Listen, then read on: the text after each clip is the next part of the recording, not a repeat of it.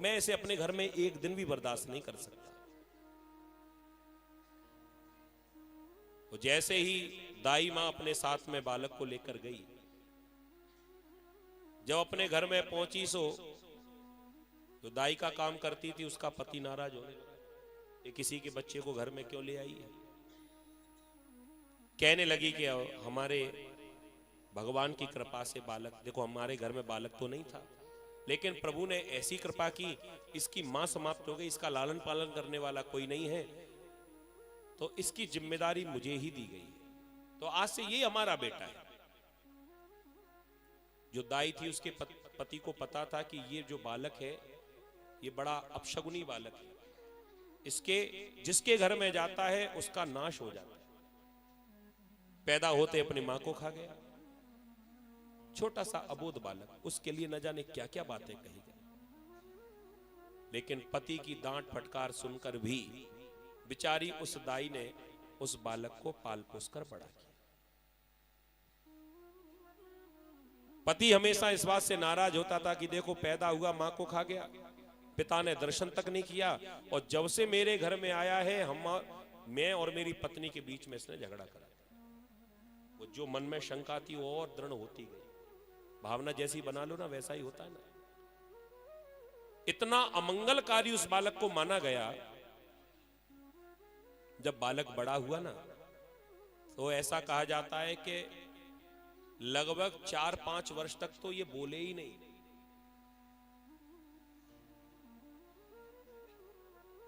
मुंह से एक शब्द नहीं कहा। एक दिन प्रभु की ऐसी कृपा हुई, ये छोटे से बालक खेल रहे थे और जब पहली बार मुंह से शब्द निकला तो वो शब्द था राम। राम शब्द निकला। दाई मां दौड़कर आई, बेटा तुमने क्या बोला? दोबारा से फिर निकला राम। अब तो खुशी का ठिकाना नहीं रहा कि भले ही 5 साल तक बोला नहीं, लेकिन बोला तो कितना मधुर बोला, कितना सुंदर बोला। सो उसका नाम तब से राम बोला ही रख दिया। जय बोले भक्तवत्सल भगवान की। बैकुंठ आश्रम से हमारे सभी भक्तजन पधारे, जरा तालियां बजाकर इनका एक बार फिर स्वागत करेंगे। जय हो। हमारे पूर्व परीक्षित जिन्होंने परीक्षित पद पर बैठकर सुंदर भागवत की कथा का श्रवण किया,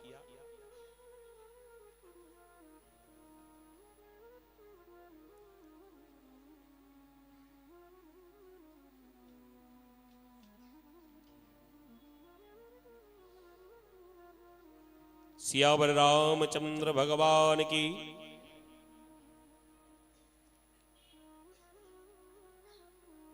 जब से राम बोला नाम पड़ गया, एक दिन ऐसा आया कि जो दाई मां उससे प्रेम करती थी उसका भी प्राणांत हो गया। आप किसी भी भक्त की कथा सुन लेना जी, भगवान की प्राप्ति जिसको हुई है उसने अपने जीवन में कष्टों को बहुत सहन किया। कोई भी कथा सुन लेना, चाहे भागवत की कथा सुनना, चाहे राम जी की कथा सुनना, शिव जी की कथा सुनना, पहले भक्तों के जीवन में भारी कष्ट आता। मां का साया हट गया, पिता ने तो देखा भी नहीं, और जो दूसरी मां प्रभु की कृपा से मिली,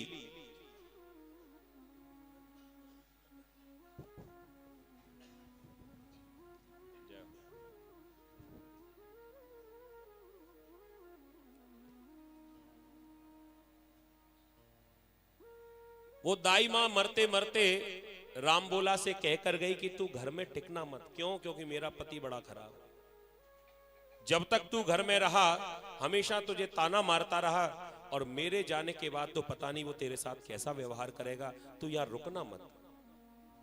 कहां जाऊं? दाई मां ने मरते मरते कह दिया, एक काम करना, यहां से थोड़ा दूर चलना, वहां एक सुंदर आश्रम बना हुआ है, वहां पर एक गुरुजी रहते हैं, उनका नाम है नरहरि दास जी महाराज। नरहरि दास जी महाराज, तू उनके पास चले जाना। वो गुरुजी हैं और कम से कम वो ही तेरी प्रतिभा को पहचान सकते हैं। राम बोला, जो बालक जो थे वो सीधे गुरुजी के पास पहुंचे, गुरुजी की आश्रम में रहने लगे, सेवा करने लगे। इस बालक के भीतर बड़ी विचित्र प्रतिभा थी। गुरुजी जो पाठ पढ़ावे अगले दिन पूरा याद करके।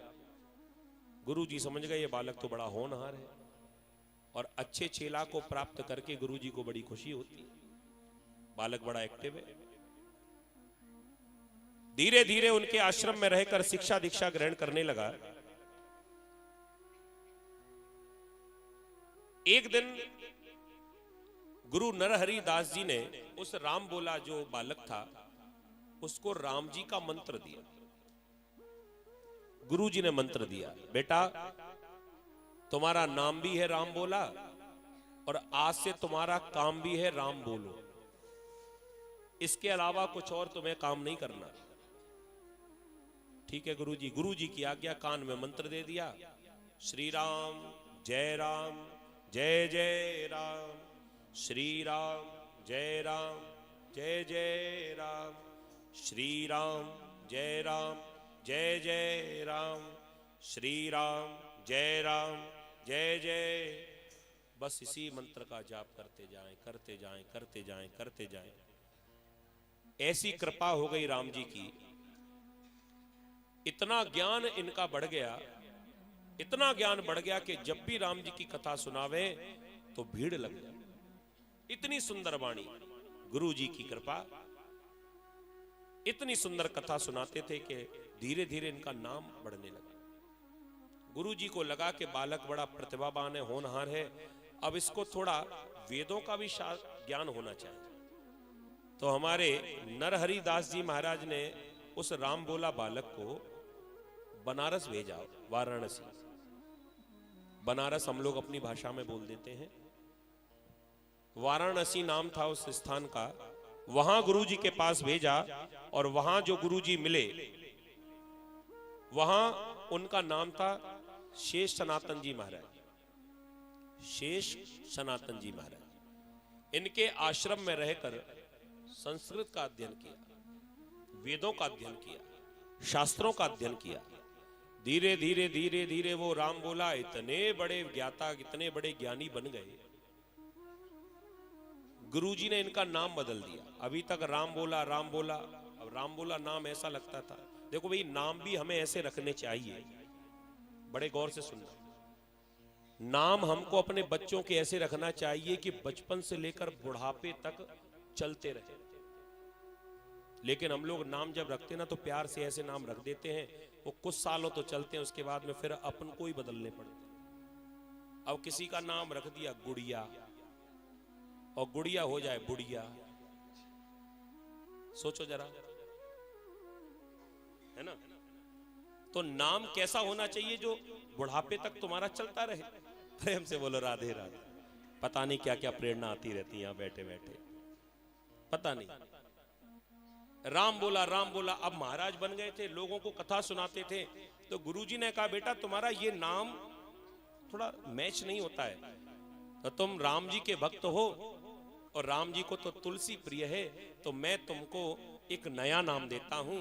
तुम्हारा नाम आज से होगा तुलसी राम।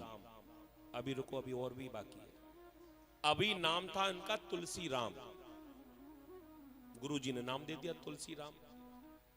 तुलसी राम के नाम से विख्यात होने लगे, हर जगह कथा सुनाते थे, हर जगह। बनारस में रहकर, देखो हम लोग कहते हैं ना पत्नी की डांट खाकर तुलसीदास जी बने। सही कथा यह है, एक प्रेत के द्वारा तुलसीदास जी महाराज को हनुमान जी का दर्शन हुआ। एक प्रेत के द्वारा। जब बनारस में रहते थे हमारे तुलसीदास जी महाराज, इनका नाम था तुलसी राम। सवेरे सवेरे टहलने जाते थे, एक वृक्ष की ओर ध्यान दिया, वो वृक्ष सूख रहा था। और जो भगवान का भक्त होता है ना, वो किसी का कष्ट नहीं देख सकता। हम भक्त हैं या हम दुष्ट हैं, इस बात की पहचान क्या है? इस बात की पहचान ये है कि किसी दूसरे का कष्ट देखकर तुम्हारे मन में जब दया का भाव उमड़ जाता है, तो समझ लो कि राम जी की कृपा हमारे ऊपर है। कोई जीव जंतु, आप इतने सारे लोग बैठे हैं, शायद कभी आपने ऐसा भाव देखा हो, कभी सड़क के किनारे जब किसी जीव जंतु के ऊपर गाड़ी का टायर फिर जाता है तो उसे देखकर हमारे मन में जो अशांति हो जाती है, तो समझ लो कि प्रभु की कृपा हमारे ऊपर है। किसी की उंगली कट जाए और उसके दर्द को हम समझने लग जाएं, कटी उसकी है लेकिन दर्द हमारे भीतर हो रहा है, तो समझ लो कि प्रभु की कृपा हमारे ऊपर है। और भैया वो अपने आप को बिल्कुल भगवान का भक्त ना समझे, उंगली तो छोड़ो गर्दन ही उड़ा देते। और ये बार बार प्रेरणा यहां व्यासपीठ से निकल के जा रही है, जीवन में तुम कुछ और बदलो ना बदलो, लेकिन अपना खान पान जरूर बदल लेना प्यारे। अगर खान पान नहीं बदलोगे तो चाहे कितना भी माथा पटकते रहना, यहां पर जय बाबा की कृपा होने वाली नहीं है। और हम निवेदन करेंगे जी सब भक्तों से कि इस कुटिया के भीतर जो भी आवे वो सात्विकी ही हो। लेकिन हम लोग बड़े आडंबरी है, कई लोग मिलते हैं, महाराज हम नॉनवेज तो खाते हैं लेकिन ट्यूसडे को नहीं खाते, मंगलवार को छुट्टी रखते हैं, बाजार बंद रहता है ना उस दिन। नहीं नहीं महाराज, हनुमान जी का दिन है। अच्छा, हनुमान जी के दिन नहीं खाते और शिव जी के दिन चकाचक खा लेते, आडंबर ही तो है ये। ऐसा बिल्कुल मत करो जी। जो शाकाहारी हैं उन्हें अपने भोजन पर अभिमान होना चाहिए कि मेरी थाली में जो भी भोजन आया है वो किसी को कष्ट देकर नहीं आया है, वो हमेशा सबको सुख देने के लिए ही आया है। ये हमें अभिमान होना चाहिए, शाकाहारी बने। कई लोग कहते हैं महाराज अंडा तो शाकाहार में ही आता है। बिल्कुल नहीं आता जी, ये बिल्कुल भूल मत कर बैठना, अंडा बिल्कुल भी शाकाहार में नहीं आता। एक सब्जी में जब बाल गिर जाता है हम लोग खा लेते हैं क्या? एक सब्जी की कटोरी में दाल में अगर बाल गिर जाए तो हम नहीं खाते हैं। और उस अंडे को कैसे खा जाते हैं जिस अंडे के भीतर किसी का लाल है। जब बाल है तब नहीं खाते तो लाल को काय को खा जाते हैं? सोचो जरा। तो आज हमारे तुलसी राम जी महाराज, इन्होंने देखा, अब देखो इनके ऊपर राम जी की कितनी कृपा होगी। इंसान तो इंसान, इनको एक वृक्ष का भी कष्ट दिखाई पड़ गया। जब सवेरे सवेरे टहलने के लिए जा रहे थे, घूमने के लिए जा रहे थे, तो देखा कि एक वृक्ष सूख रहा था। तुलसीदास जी के मन में बड़ी दया का भाव आ गया, ये वृक्ष सूख रहा है, अगर हरा भरा होता तो इसके ऊपर कितने सारे पक्षी रहते, उनको घर मिल जाता। इन्होंने नियम बनाया कि कल से मैं जब आऊंगा तो अकेला नहीं आऊंगा, मैं अपने साथ में पानी लेकर आऊंगा। हमारे तुलसी राम जी महाराज ये रोज सवेरे सवेरे घर से आवे और एक घड़ा पानी लेकर आवे और उस सूखे वृक्ष पर रोज पानी डाल ले, रोज का नियम बन गया। और ये क्रिया करते करते जब 5 वर्ष पूरे हो गए, 5 वर्ष होने के बाद जब धीरे धीरे धीरे धीरे उसमें हरी पत्तियां निकल कर आ गई, जो सूखा वृक्ष था उस वृक्ष में बिल्कुल तरोताजा हो गया, बिल्कुल नया वृक्ष हो गया, शाखाएं हरी भरी हो गई, फल लगने लगे। और एक दिन तुलसी राम जी महाराज वृक्ष के नीचे बैठे प्रभु का भजन कर रहे थे कि अचानक क्या देखते हैं, एक प्रेत उनके सामने खड़ा हो गया। और प्रेत ने कहा, महाराज मैं आपको प्रणाम करना चाहता हूं। चूंकि विद्वान थे, घबराए तो नहीं, अपने सामने कोई आ जाए तो भैया अपन तो घर का रास्ता ढूंढेंगे। लेकिन आज तुलसीदास जी महाराज भागे नहीं, बैठ गए, बैठे ही रहे और पूछ लिया गंभीरता से, कौन हो तुम, क्या लेने आए हो? कह दिया कि मैं एक प्रेत हूं और मैं तुम्हारी सेवा से प्रसन्न हो गया हूं। मैंने कौन सी सेवा की तुम्हारी? कह दिया जिस वृक्ष को तुम पिछले 5 वर्ष से सींच रहे हो, मेरा यही ठिकाना था। मरने के बाद अभी तक मैं यहीं रहा हूं और आज मेरा समय पूरा होने को आ गया, अब मेरी मुक्ति होने को आई है। और तुम्हारे जैसे संत ब्राह्मण और तुम्हारे जैसे विद्वान का मैंने दर्शन कर लिया। इसी वृक्ष के नीचे बैठकर तुम जो रोज भगवान की कथा सुनाते हो ना, आज मेरी प्रेत योनि से आज मुझे मुक्ति मिल रही है। तो मैंने सोचा कि जिसकी कृपा से मेरा घर बच गया, मेरी प्रेत योनि से भी मुझे मुक्ति मिल रही है, तो कुछ देना चाहिए, मांग लो तुम्हें क्या चाहिए। तुलसी राम जी ने हाथ जोड़ लिए, कह दिया कि मुझे कुछ नहीं चाहिए, कह दिया मैं कुछ भी दे सकता हूं, धन दौलत पद प्रतिष्ठा, तुम जो मांगोगे वो मिलेगा। तुलसी राम जी ने कहा कि अगर देना ही चाहते हो तो मेरे गुरुजी ने मुझे जब राम नाम का मंत्र दिया था, मैं राम जी का ही भक्त हूं, और राम जी के भक्त के साथ साथ मैं राम जी के भक्त का भी भक्त हूं, हनुमान जी का बहुत बड़ा भक्त हूं मैं। तो मैं यही चाहता हूं कि तुम कुछ भी कर सकते हो, क्या तुम मेरे हनुमान जी से मुझे मिला सकते हो? प्रेत ने कह दिया बिल्कुल मिला सकता हूं। वो मिला नहीं सकता हूं, वो तो तुमसे रोज ही मिलने आते हैं, रोज मिलने आते हैं। कह दिया हाँ, जिस आश्रम में तुम कथा करते हो ना, इतनी सारी भीड़ जो इकट्ठी होती है ना, उसी में एक वृद्ध रोज ही आते हैं तुम्हारी कथा सुनने के लिए, और उनकी पहचान ये है कि वो सबसे पहले आते हैं और सबसे आखिरी में जाते हैं। आपसे कुछ बातचीत नहीं करते, एक कोने में बैठकर प्रेम से राम जी की कथा सुनते हैं, और तुम्हें पहचानने की आवश्यकता है, हनुमान जी तो रोज ही आते हैं तुम्हारी कथा में। और ये बिल्कुल सत्य बात है जी, जहां भी प्रभु की कथा होती है, मेरे राम की जहां कथा होती है, मेरे कृष्ण की जहां पर कथा होती है, वहां पर कोई और आवे ना आवे, लेकिन हमारे हनुमान जी महाराज सबसे पहले वहां पर पहुंच जाते हैं।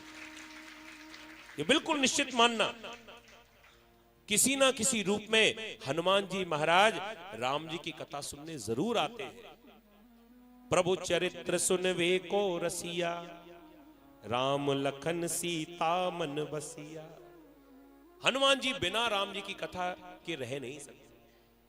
हनुमान जी तो इतने भगवान की कथा के प्रेमी हैं, एक बार राम जी ने हनुमान जी से पूछ लिया, हनुमान अब मुझे भी यहां संसार से जाना पड़ेगा, साकेत धाम चलना है, चलो मेरे साथ। हनुमान जी ने पूछ लिया, महाराज साकेत धाम कैसा है? कह दिया साकेत धाम नहीं जानते? कह दिया नहीं। अरे साकेत धाम एक तरह का बैकुंठ है। बैकुंठ में जैसे सारी सुविधाएं प्राप्त होती हैं, ऐसे ही वो साकेत धाम है, वहां पर किसी प्रकार का कष्ट नहीं होगा। हनुमान जी ने पूछा, तो महाराज एक और बात बता दो, वहां पर क्या क्या मिलेगा? कह दिया सब कुछ मिलेगा, जो चाहोगे। हनुमान जी ने जाते जाते पूछा कि ये बताओ कि वहां पर राम कथा मिलेगी क्या? राम जी ने मुस्कुरा कर कह दिया कि जब राम ही मिल गए तो फिर राम कथा की जरूरत ही क्या है। देखो राम कथा तो नहीं मिलेगी वहां पर, लेकिन मैं मिल जाऊंगा, ये गारंटी है। हनुमान जी ने कहा क्षमा करना प्रभु, आप ही जाओ। क्यों? तुम मेरे साथ क्यों नहीं चलते हो? कह दिया क्षमा करना महाराज, क्योंकि मैं आपके साथ में साकेत जाऊंगा तो मेरा घाटा होगा। हनुमान जी भी व्यापार जानते हैं, अगर मैं आपके साथ साकेत जाता हूं तो मेरा ही घाटा होगा। राम जी ने पूछा कैसा घाटा? कह दिया घाटा ऐसा कि आपके साथ में साकेत जाता हूं तो केवल राम ही मिलेंगे, राम कथा नहीं मिलेगी। लेकिन मैं संसार में रह जाता हूं तो ये मुझे मालूम है कि मुझे राम कथा मिलेगी, और मैं ये भी जानता हूं कि जहां राम कथा होती है वहां राम जी भी आते हैं, तो मुझे कथा भी मिलेगी और राम जी भी मिलेंगे। तो महाराज मैं अपना घाटा काहे को करवाऊं? केवल राम ही राम मिले, कथा ना मिले, और संसार में रहूंगा तो कथा भी मिलेगी, राम जी भी मिलेंगे। उस प्रेत ने कह दिया कि वो वृद्ध के रूप में जो आते हैं ना, वो हनुमान जी ही तो है, तुम्हें पहचानना पड़ेगा। इतना कहकर वो प्रेत तो अंतर्ध्यान हो गया, उसकी मुक्ति करा दी। आज जैसे ही कथा करने के लिए बैठे, चारों तरफ ढूंढ रहे हैं, हनुमान जी मिल जाए, हनुमान जी मिल जाए, हनुमान जी। तुलसीदास जी की इतनी सुंदर वाणी थी जिसकी कहना बड़ा मुश्किल है। क्या बखान करें, स्वयं हनुमान जी महाराज जिनकी कथा सुनने रोज आते थे। और जिसका इंतजार था प्रेत बताकर गया था। हनुमान जी महाराज वृद्ध के रूप में लाठी का सहारा लेते हुए सबसे कोने में जाकर बैठ गए और व्यासपीठ से तुरंत हमारे तुलसीराम जी महाराज ने पहचान लिया कि हाँ, ये हनुमान जी महाराज। कथा पूरी हुई, आरती हुई, सबको प्रसाद दिया। हनुमान जी महाराज जैसे ही जाने लगे तो व्यासपीठ से नीचे उतरकर और हनुमान जी महाराज के जाकर पैर पकड़ लिए। बोले हनुमान जी महाराज की। आंखों से झरझर आंसू निकलने लगे। हनुमान जी महाराज ने कहा, भैया महाराज आप मेरे पैर क्यों छू रहे हैं? आप तो व्यासपीठ पर विराजमान होते हैं, आप तो पूजनीय हैं, आप मेरे पैर क्यों पकड़े हैं? हाथ जोड़कर कह दिया कि महाराज मैं जानता हूं आप हनुमान जी हैं, मैं आपको पहचान गया, अब आप नाटक मत करना। हनुमान जी महाराज भी समझ गए कि विद्वान है, इन्होंने मुझे पहचान लिया। हनुमान जी ने कह दिया कि देखो मेरा पैर छोड़ दो, नहीं तो किसी और ने देख लिया तो मुसीबत हो जाएगी। वैसे भी थोड़ी सी छुट्टी मिलती है मुझे, और देर हो गई तो राम जी की सेवा में मुझे पहुंचने में समय लगेगा, और फिर मैं ये नहीं चाहता हूं कि मेरे राम जी बिना सेवा के रह जाए, मेरी सेवा किसी और को मिल जाए, मुझे जाने दो। हनुमान जी का ऐसा पैर पकड़ा तुलसीदास जी ने, कह दिया एक ही शर्त पर जाने दूंगा। क्या?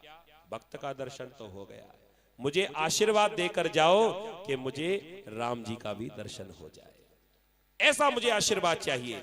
अब जिसने हनुमान जी का चरण पकड़ ही लिया है तो भैया जो भक्तों का चरण पकड़ लेता है उसको भगवान मिलते ही मिलते हैं, इसमें कोई संदेह नहीं है। और हनुमान जी ने ऐसी कृपा की, मुंह से कह दिया तथास्तु, जो तुम्हारे मन की कामना है वो पूरी होगी। कह दिया ये और बताते जाओ कि कहां मिलेंगे? कह दिया तुम जहां के हो वहीं मिलेंगे। आज भी राम जी का दर्शन चित्रकूट की पावन धाम में होता है। बनारस में रहते थे, हनुमान जी ने पता बता दिया, हमारे तुलसी राम जी महाराज सीधे पहुंच गए चित्रकूट में। और जैसे ही चित्रकूट में आए तो भैया बड़ा इनका नाम था, कोई इनको राम बोला कहता था, पुरानी जगह पर आएंगे तो वही पुराना नाम, इनका नाम हो गया था तुलसी राम। लेकिन चित्रकूट के संतों ने जब इनकी वाणी को सुना तो एक उपाधि दे दी, कह दिया तुलसी राम नहीं, ये राम जी के दास हैं, इसलिए इनका नाम गोस्वामी तुलसीदास रखा जाना चाहिए। तो सर्वसम्मति से उनको तुलसीदास जी की उपाधि मिल गई। बोले तुलसीदास जी महाराज की जय। हनुमान जी ने कहा था कि राम तुम्हें मिल जाएंगे। कहां मिलेंगे? चित्रकूट के घाट पर, राम घाट नाम है, वहां बैठे बैठे राम जी का इंतजार कर रहे हैं। अच्छा राम जी रोज आते थे, राम जी रोज आते थे और राम जी का दर्शन तो करते थे लेकिन पहचान नहीं पाते थे, क्योंकि भगवान को हर कोई पहचान नहीं सकता। तुलसीदास जी बेचारे रोज ही इंतजार करते थे, कोई और पहचान ना ले, क्योंकि जहां भी जाते थे सब पकड़ लेते, महाराज कथा सुना दो, महाराज कथा सुना दो। तो ये जानबूझकर राम घाट पर बैठे हैं और चंदन घिसने का काम करने लगे। उधर हनुमान जी महाराज से निवेदन किया कि इतने साल बीत गए और अभी तक राम जी का दर्शन नहीं हो पाया। तो हनुमान जी को लगा कि रोज ही दर्शन करते हो लेकिन सामने से निकल जाते हैं, और राम ही नहीं लक्ष्मण भी संग में आते हैं लेकिन तुम पहचान नहीं पाते। अब क्या करें तो क्या करें? आज हनुमान जी ने विचार कर लिया कि अब मुझे स्वयं ही मिलाना पड़ेगा, और हनुमान जी का ही काम है। भगवान से जब मिलाया ना भक्तों को तो हनुमान जी सीढ़ी बन जाते हैं। इनसे पहले सुग्रीव को मिलाया भगवान से, और तो और मैया को मिलाया राम जी से। कौन काटता राम के बंधन जो हनुमान ना होते। हनुमान जी नहीं होते तो राम जी भी संकट में पड़ जाते। और आज संयोग देखो, मंगलवार ही है क्या आज?